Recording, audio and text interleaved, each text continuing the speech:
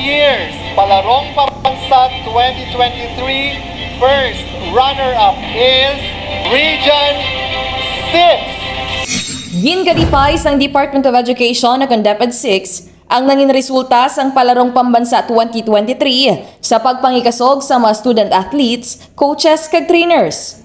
Sa interview sang Radyo Bandera Iloilo kay Mr. Hernande Esquilar Jr., Regional Information Officer sang DepEd 6, iya ginpahayag nga bugal sang rehiyon matapos nalampasan sini ang 2019 medal standing kung sa diin second runner-up ang Western Visayas.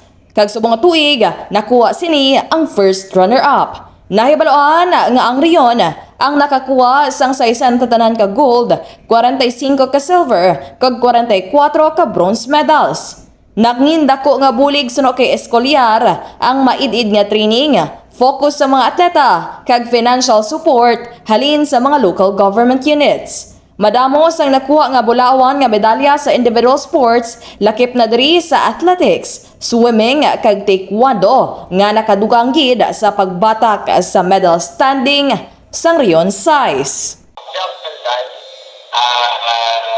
Within the best participants in the country, especially sa Palarong Pambansa.